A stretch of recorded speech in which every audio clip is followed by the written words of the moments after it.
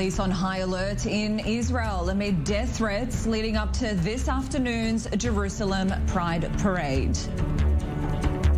Two separate shooting incidents in the West Bank, 2 killed, 1 in a critical condition. We'll have all the latest on that coming up soon. And the latest shooting in a series of mass shootings in the United States, this time on a hospital campus in Oklahoma.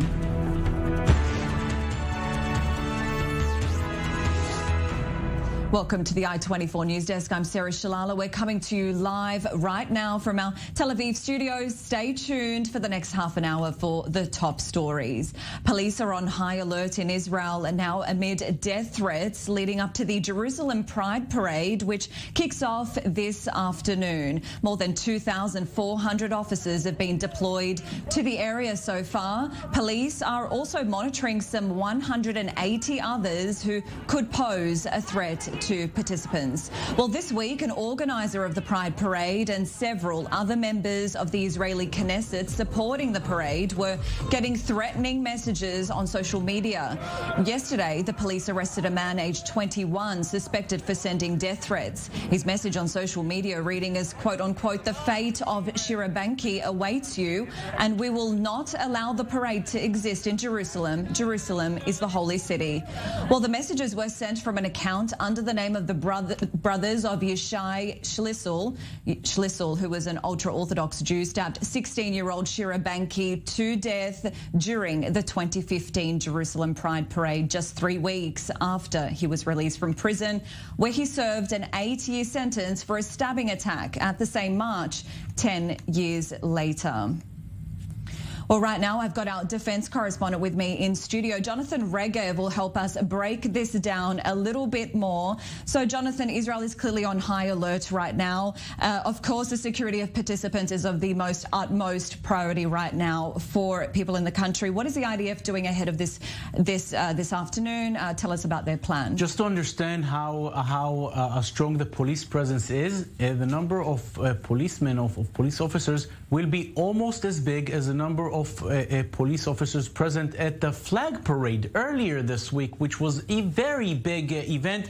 That much that shows how much a police presence will be great there, will be strong there at this parade. And of course, this is a major issue. You mentioned the fact that in 2015, 7 years ago, this parade ended with a stabbing attack, one participant being killed, various others injured. And of course, the focal point of Jerusalem having such a big and strong ultra-Orthodox population and a religious population. This is the criticism and the opposition to this march, not coming only from the ultra-Orthodox camp, but from the religious camp, which is very strong in Jerusalem. All this means that we're going to see yet another very tense afternoon in the city today. Jonathan, as well, at the same time, we are expecting a protest from the extremist right-wing group Lehava this afternoon, probably coinciding with the Pride Parade. Tell us more about what police are planning to do about this. The fact that there's a very strong police presence, that's very good. But if you do not separate between those two sectors, then you will see what happened in 2015 when basically Yishai Schlissel, an ultra-Orthodox, was able to basically get right to the participants, stab some of them, one of them to death, various others injured. And that's why police today will not only make sure that the participants of the parade are secured all through their march, but also make sure that they're separated completely from the various protests planned against this march. One of them from the Lehava, which organization, an ultra nationalist far right organization, making they will protest against it in various places, perhaps along the route. But police forces will make sure that there's no connection whatsoever between the two, because we saw what happened in 2015, and it was a major, I'll call it fiasco as far as the police back then, because this man, Yishai Schlissel, as you mentioned, he already carried out a stabbing attack 10 years earlier in the 2005 parade march, the parade in Jerusalem, was released from prison 3 weeks prior to this stabbing attack in 2015. There was no intelligence apparently back then, and even if there was intelligence, it was completely ignored.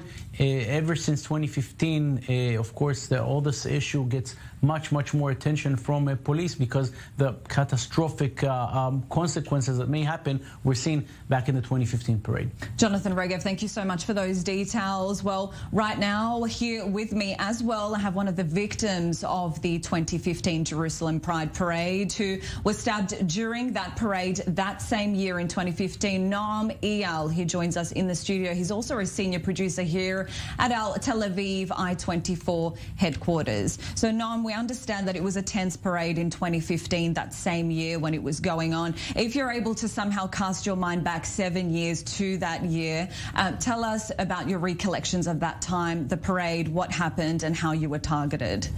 Okay, so basically I was there in my last year in the Hebrew University. I was marching with a bunch of friends, students, and Isha Shlisel basically tried to enter the parade and attack in a different part of the parade. Police wouldn't let him. They didn't ID him, so they didn't arrest him at the time, so he tried from a different place where the security was a little bit more light. And he came from behind us, so we didn't really see him coming, and he did it really fast. He stabbed 6 people in 8.5 seconds.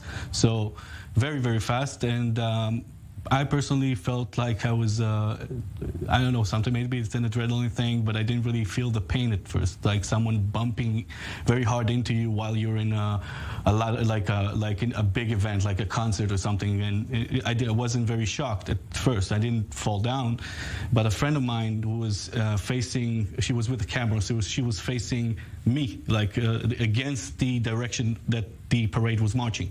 So she was shocked, and I looked at her, and I looked myself, I saw blood, and then I raised my head again, and I see an ultra-Orthodox person rushing forward that I didn't see him before, so I immediately understood what happened, like within a second. Not everybody, most people, it took them a little bit longer.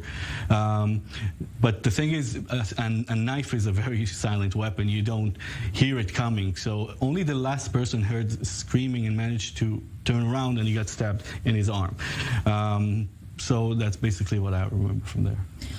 So how do you feel about the public's response, though, to this event since then, and since the attack on you as well in 2015?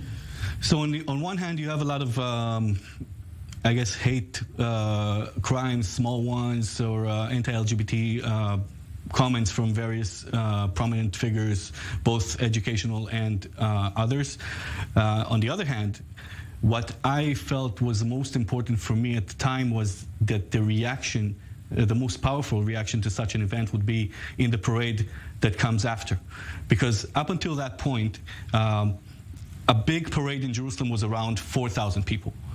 In the year after that, and I was doing a lot. I was working with the open house who was running the parade, who was producing it to promote the next one. There were about 25 to 30,000 people, so about 7 times more. Then that's the best reaction that I could expect from the public, and that continued to the year after, where even more people came, a little bit over 30,000 people. That was very impressive. So although the amount of people dropped a little bit since then, obviously, around 15,000, 7,000 last year, but it's still a lot more than it used to be. And the Jerusalem Pride Parade is very different in Tel Aviv. It's a lot more, say, political. You see a lot more religious people participating and dancing. And some of them are gay, some of them are not, and just supporting. And it was beautiful. It's a very, very impressive parade. And yeah, and Jerusalem is there's a lot of controversy in Jerusalem about the parade in Jerusalem because of its status. But I think we're talking about people who are from Jerusalem, who have the right to march there. Thank you so much. Noam Eyal there, who is one of the victims, as we just mentioned, of the 2015 Jerusalem Pride Parade. He's also a senior producer here at our i24 News studios. We're ducking out for a short break now. Stay with us. We'll be coming back in 2 minutes.